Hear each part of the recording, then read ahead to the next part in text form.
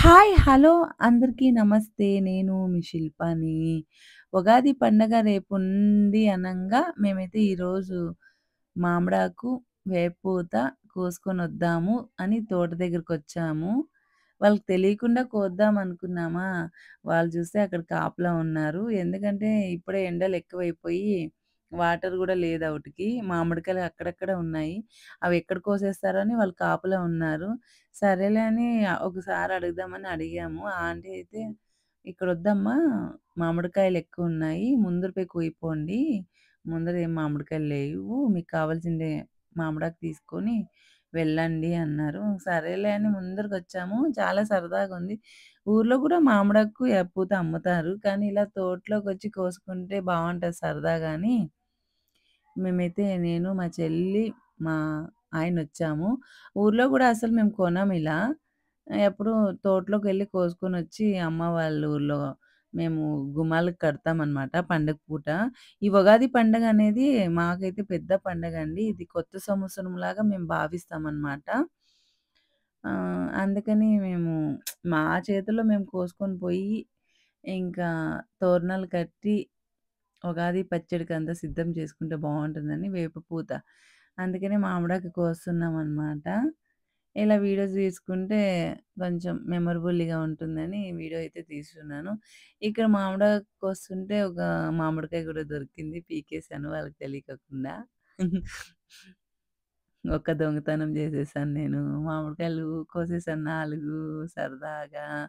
మళ్ళా తోపులోకి లోపలికొచ్చాను. వస్తే ఇక్కడ చూడండి మామిడికాయలు ఎన్నున్నాయో. దీంట్లో గూడా ఒక 4 లేపేసాననమాట.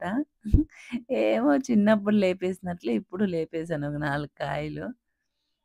చిన్న చిన్న మామిడికాయలు. ఇవి అయితే పాలు కారుతున్నాయన్నమాట.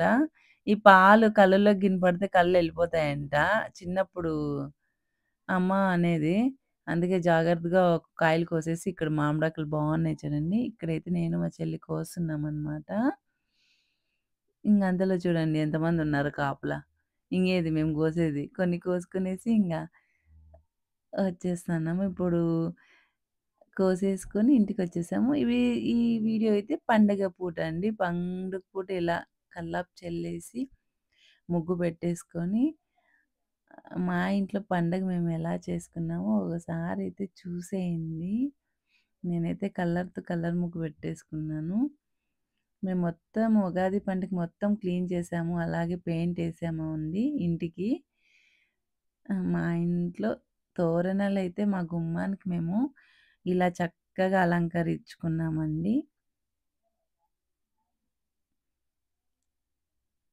నాకు చాలా ఇష్టం ఇలా అలంకరించేదంటే.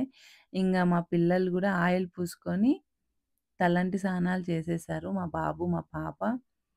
మా ఆయన గూడా చేసి తోరణాలు కడుతున్నాడు. మా బాబు చూడు ఎనక్కి పోతున్నాడు వీడియో తీస్తున్నానని. ఇదైతే మా దేవుని గుడి అండి. మా దేవుని గుడికి గూడా చక్కగా అలంకరించాను. ఇదొచ్చి ఇంకొక డోర్ అండి. ప్రతి డోర్‌కి మేమిలా అలంకరించాము. బావుందా? పెయింట్ చూడండి ఎంత బాగేశారో. ఈ పండగకి ఒక 10 రోజులు ఇంకా కష్టపడి క్లీన్ చేశాను. ఇవన్నీ అయిపోయినాయి. పూజ చూసేయండి మా ఇంట్లో. ఓలిగి, చిత్రాన్నము, రసము, అన్నమండి. పచ్చడి చేశాను. ఎందుకంటే నాకు హెల్త్ చాలా బాలేదండి. ఫీవర్ వస్తాంది. అయినా గూడా పండగ చేయాలని చేస్తున్నాము. పూజ అయిపోయింది. స్టవ్ కూడా ఇలా అలంకరించుకొని వంటంతా చేసి పూజ చేసేసాను గదా! ష్ ఈ నీళ్ళు ఎందుకంటే ఊరికే మరుగు పెడుతున్నాను. పూజ అయిపోయినంక తర్వాత గుమ్మడికాయతో మా ఇంటికి చాలా దిష్టి తగిలిపోయిందండి. మా ఇంటికి చాలా దిష్టి తగిలిందండి. అందుకే ఊర్లో వాళ్ళ దిష్టి, వీధిలో వాళ్ళ దిష్టి, మా దిష్టి, నరదిష్టి అన్ని దిష్టిలు పోవాలని మేమైతే గుమ్మడికాయతో దిష్టి తీసి గుమ్మడికాయ పగలగొడుతున్నాము. ఎందుకంటే ఎంత దిష్టి కాకపోతే మా ఇంట్లో నేనస్సలు ఎక్కడ ఇల్లు కదలలేదండి. అట్లాంటిది ఇంట్లోనే మా బంగారము కొట్టేశారు. అంత కుళ్ళు జనాలున్నారు. మేమెంతో కష్టపడి సంపాదించుకోండే బంగారు కొట్టేశారు. వాళ్ళేం బాగుపడతారండి. సర్వనాశనమైపోతారు. మా సొమ్ము తినిండే వాళ్ళు సర్వనాశనమైపోయి పాడైపోతారు. ఎందుకంటే ఊరికే వచ్చిండే సొమ్ము వాళ్ళకి గూడా అదుండదు. మాది రూపాయి పోయింటే వాళ్ళది రూ. 2 పోతారు. కర్మ అనేది చూపిస్తుంది. సర్వనాశనమైపోతారు. ఎందుకంటే ఎంత కష్టపడింటామండి. అలా ఎలా తీసుకుంటారు? అంత మోసమా జనాలు?